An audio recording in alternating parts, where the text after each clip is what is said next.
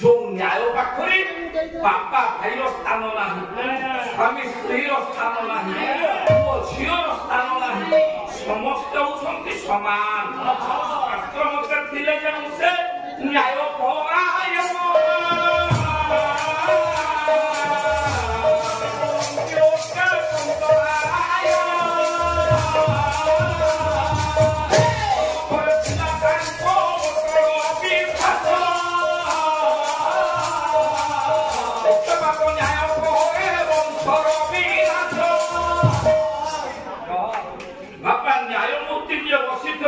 पक्षपात न्याय करदेवे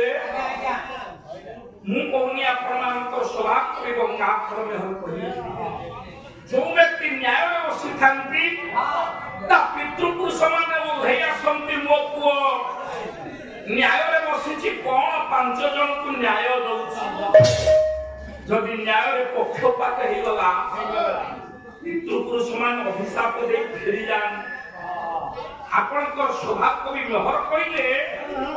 धर्म करे थिला अटल विश्वास पक्षपात पाप करे वंशर विनाश